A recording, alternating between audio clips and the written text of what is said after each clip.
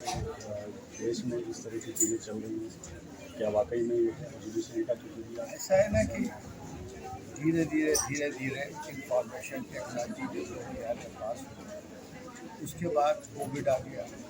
Covid में सारा online काम शुरू हो गया, जो कि थोड़ा थोड़ा अभी हो रहा है।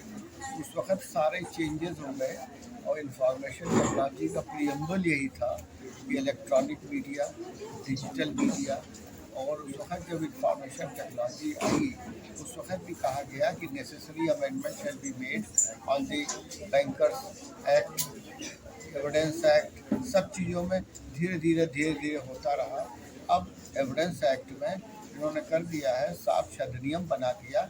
साक्ष्य अधिनियम में कर दिया कि जो इलेक्ट्रॉनिक एविडेंस होगा वो प्राइमरी एविडेंस माना जाएगा और उसकी मान्यता कर दी। उसी तरह से इंफॉर्मेशन टेक्नोलॉजी एक्ट में भी कर दिया। Section 3(4) digital evidence, digital signature का प्रोविजन आ गया।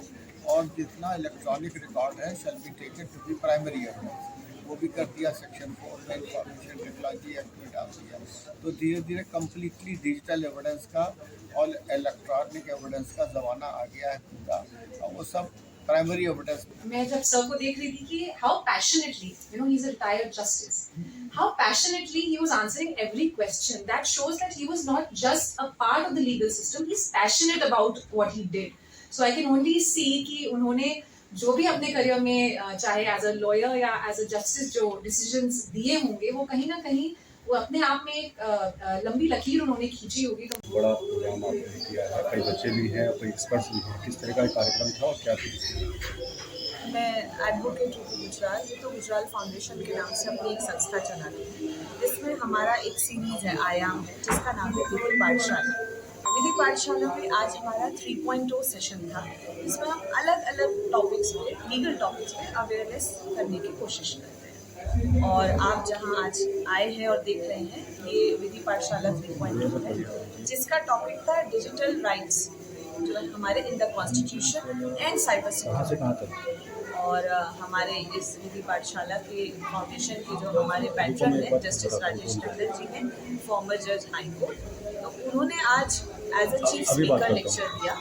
और चीफ गेस्ट हमारी सभी युवाओं की प्रेरणा नेहा जोशी जी रही, और हमारे और भी एक्सपर्ट्स रहे। कार्यक्रम के अध्यक्ष जो हमारे हैं एडवोकेट RS राघव जी रहे, जो अभी अंदर देख रहे थे उनको।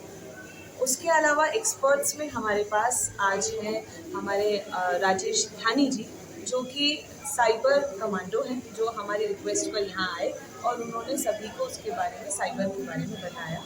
एडवोकेट भानु प्रताप बिष्ट जी, जो हमारी रिक्वेस्ट पर आए, जो कि प्रोसिक्यूशन असिस्टेंट प्रोसिक्यूशन ऑफिसर हैं, साइबर एक्सपर्ट। तो किस तरह की चर्चा प्रोग्राम में हुई? हमने देखा कि बच्चों को अवेयर किया गया, खासतौर पर जो साइबर जो क्राइम होता है या शायद डिजिटल अरेस्ट होता है, उसको लेकर क्या कुछ सुझाव आप लोगों की तरफ से दिए?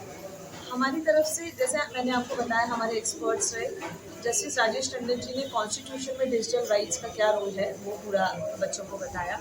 और उन्हें और हमें दोनों को बहुत गर्व हुआ कि 100+ बच्चे हमारे, जब हम लोगों ने ये एक फॉर्म निकाला कि ऐसा एक होने वाला है कैंपेन, तो वो लोग आए और उन्होंने पहले क्विज़ करे हम लोगों ने। मैं आपको यहाँ बताना चाहूँगी, उनके लिए हमने क्विजेस भी रखे हैं कैश प्राइज के साथ। तो हमने एक उत्तराखंड बेस्ड क्वेश्चन पे क्विज किया था, जिसमें हम विनर्स घोषित कर चुके हैं।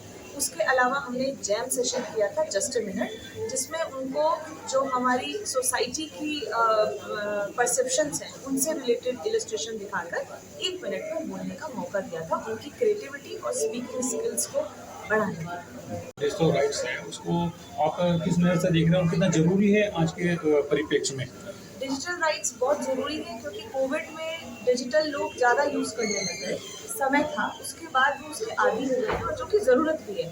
लेकिन उसमें लोगों को मालूम नहीं है कि कौन कौन सी प्रॉब्लम्स आती हैं, हमें कौन से हेल्पलाइन पे जाना है, क्या क्या दिक्कतें आ सकती हैं, सॉल्यूशन क्या है, कहाँ रिसोर्स है। तो हमारे कैंपेन करने का रीज़न यही है कि हम आम जनता तक उस पूरा अवेयरनेस दे सकें। ये अभी की तीसरी पाठशाला है जी। इससे पहले 2 हो चुकी हैं जी। जो 2 हो चुकी हैं और आज तक में क्या परिणाम अब तक नज़र आए हैं, क्या सुधार नज़र आया है? देखिए ये बहुत मुश्किल है, लेकिन हम उस कार्यक्रम के द्वारा ये कोशिश कर रहे हैं। सुधार की हम बात करें तो जब मैंने पहला विधि पाठशाला यहाँ किया था यहीं पर लाइब्रेरी में, उस बार सेकेंड, उसके बाद मुझे बहुत सारे ऐसे युवा मिले हैं जो मेरे साथ एज ए वॉलंटियर जुड़े हैं और आगे आ रहे हैं, क्योंकि मेरी उनसे इन प्रोग्राम के द्वारा मुलाकात हुई और उन्हें एक रास्ता मिला और वो एक हम कहीं तो भटक से गए थे, लेकिन अब अपनी कोशिश कर रहे हैं, हमारे साथ जुड़ के लीगल अवेयरनेस पे काम कर रहे हैं। और इससे पहले गवर्नमेंट इस चीज़ पे काम करे ताकि ये जो डिजिटल अरेस्ट हैं और जो चीज़ें हो रही हैं वहाँ पर ये अवेयरनेस चली जाए, लोग जागरूक हो और वहीं से लॉक हो। देखिए, अगर हम बात करें भारत सरकार की, तो हमारे यहाँ DLSA district legal service authority करके एक संस्था है जो कि गवर्नमेंट के थ्रू आती है। वो ऑलरेडी इस तरीके के अवेयरनेस प्रोग्राम वो भी कोशिश कर रही है और कर रही है।